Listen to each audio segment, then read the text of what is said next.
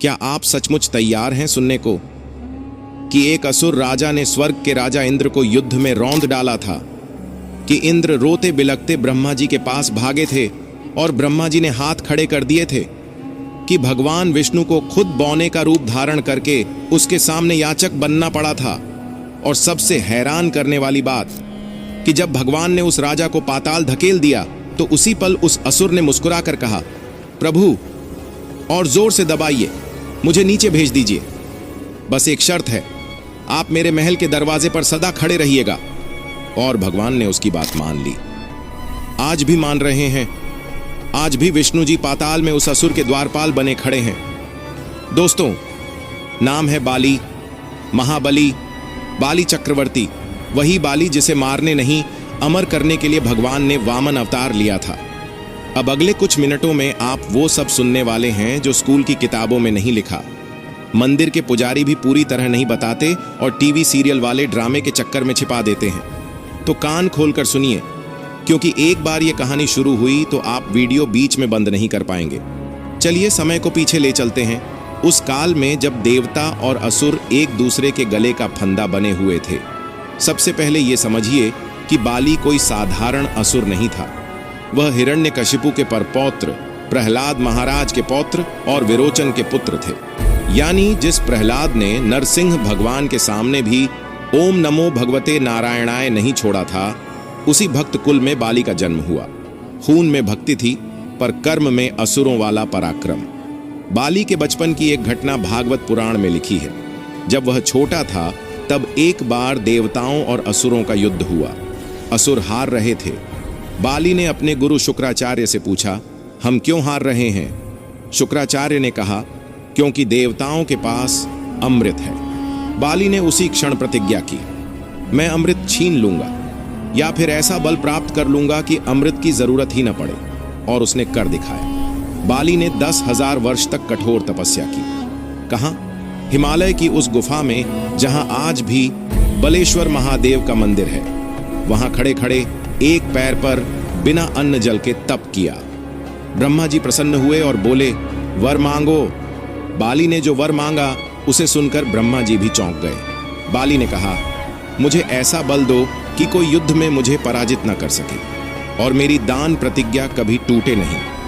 ब्रह्मा जी ने वर दे दिया। अब शुरू हुआ बाली का स्वर्णिम युग। बाली ने पहले अपने दादा प्रहलाद के शत्रु देवताओं को हराया, फिर पाताल पर पूर्ण अधिकार जमाया, फिर मृत्युलोक पर विजय प्राप्त की और अंत में स्वर्ग पर चढ़ाई की।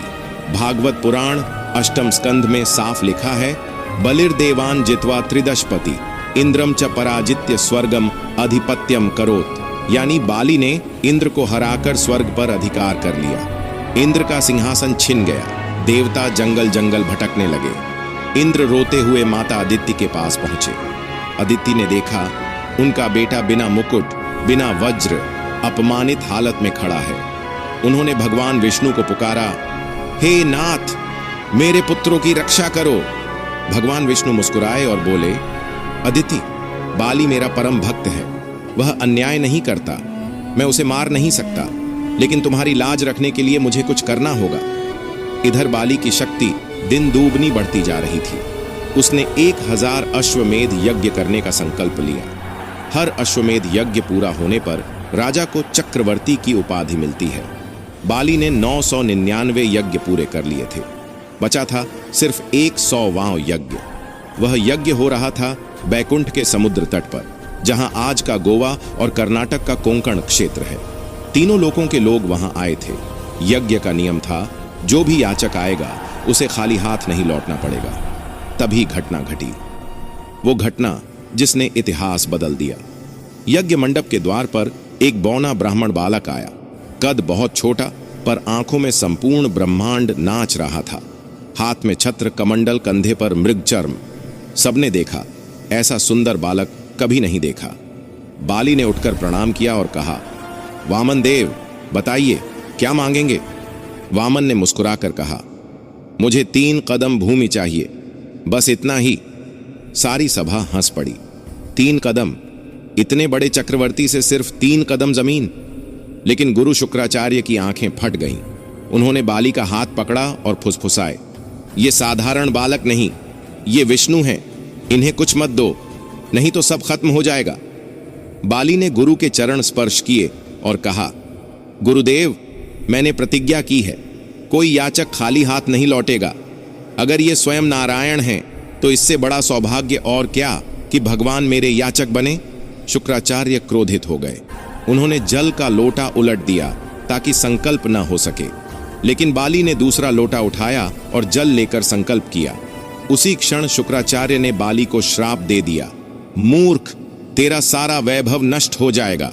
बाली ने मुस्कुराकर कहा, गुरुदेव, अगर मेरे दान से आपका श्राप पूरा होता है तो मैं उसे स्वीकार करता हूं। और फिर हुआ वो चमत्कार जिस वामन भगवान ने अपना विराट रूप धारण किया। पहला कदम रखा, पूरी पृथ्वी, 7 द्वीप, 9 खंड सब नाप लिए। दूसरा कदम रखा, पूरा ब्रह्मांड, स्वर्ग, बैकुंठ तक नाप लिया। तीसरा कदम रखने को जगह ही नहीं बची। वामन ने पूछा, बाली, अब तीसरा कदम कहां रखूं? बाली ने सिर झुकाकर कहा, प्रभु, मेरे सिर पर रख दीजिए। भगवान ने चरण बाली के मस्तक पर रखा। दबाव इतना हुआ कि बाली रसातल, सुतल, तलातल, 7 पाताल को पार करते हुए सुतल लोक में पहुंच गए। लेकिन यही कहानी पलट गई। भगवान विष्णु इतने प्रसन्न हुए कि बाली को गले लगा लिया और बोले, बलि, तुमने अपनी प्रतिज्ञा नहीं तोड़ी, तुम मेरे परम भक्त हो, मांगो क्या चाहिए। बाली ने हाथ जोड़कर कहा, प्रभु, मुझे सिर्फ एक वर चाहिए। आप सदा मेरे महल के द्वार पर खड़े रहिए ताकि मैं हर पल आपके दर्शन कर सकूं। भगवान ने हंसकर कहा, तथास्तु। और आज भी भागवत पुराण में लिखा है, विष्णु बलि द्वारपाल सुतलम गत, यानी भगवान विष्णु सुतल लोक में बाली के द्वारपाल बने हुए हैं। बाली को मिले और भी वरदान। 1, वह कभी मरेगा नहीं, अमर रहेगा। 2, वह सुतल का चक्रवर्ती सम्राट रहेगा। 3, आने वाले सावर्ण मनवंतर में वह स्वयं इंद्र बनेगा। 4, उसका राज्य सबसे न्यायपूर्ण और समृद्ध होगा। और सबसे बड़ी बात, भगवान ने कहा, बाली, तुम्हारे राज्य में कोई गरीब नहीं, कोई दुखी नहीं, कोई भूखा नहीं रहेगा। यही कारण है कि केरल में आज भी ओणम मनाया जाता है। लोग मानते हैं कि हर साल श्रावण मास में राजा बाली अपनी प्रजा से मिलने आते हैं। घर सजाए जाते हैं, पुक्लम बनाए जाते हैं और गीत गाया जाता है। मावेली नाडु वाणीडुम कालम मानुश्रेल्लारुम ओन्नु पोले, यानी जब मावेली बाली का शासन था तब सभी मनुष्य एक समान थे। अब एक सवाल जो हर कोई पूछता है, बाली हारा या जीता? युद्ध में कभी नहीं हारा, दान में कभी पीछे नहीं हटा, प्रतिज्ञा में कभी डगमगाया नहीं और अंत में भगवान के चरणों में स्थान पाकर अमर हो गया। वेद व्यास जी महाभारत के शांति पर्व में कहते हैं, न तेन देवा क्रुद्धा आसन न च तेन पापम कृतम, यानी बाली ने कोई पाप नहीं किया, देवता उससे क्रोधित नहीं थे, बस संतुलन बिगड़ गया था, इसलिए भगवान ने लीला रची। बाली की कहानी हमें 5 बड़ी सीख देती है। 1, दान से बड़ा कोई धर्म नहीं। 2, प्रतिज्ञा से बड़ा कोई बल नहीं। 3, गुरु की आज्ञा भले टूट जाए, सत्य नहीं टूटना चाहिए। 4, भगवान अपने भक्त को दंड नहीं, सम्मान देते हैं। 5, जो सत्य के साथ खड़ा रहता है वह कभी नहीं हारता, भले ही पाताल चला जाए। आज जब कोई बहुत बड़ा दानी होता है, लोग कहते हैं ये तो बाली जैसा है। आज भी केरल में बच्चे बूढ़े एक स्वर में गाते हैं, जब तक बाली का शासन था न कोई चोर था, न डाकू, न कोई दरिद्र, न कोई रोगी, सब सुखी थे, सब समान थे। तो दोस्तों, अब आप खुद बताइए, बाली असुर था या महादानी? वह पराजित हुआ या भगवान ने उसे अपने सबसे निकट स्थान दिया? वह पाताल गया या भगवान के चरणों में स्थान पा गया? बाली मरा नहीं, बाली अमर है। बाली पाताल में नहीं, हमारे हृदय में राज करता है। हर उस इंसान के हृदय में जो सत्य के लिए सब कुछ त्याग देता है। जय महाबली, जय दानवीर बाली चक्रवर्ती की।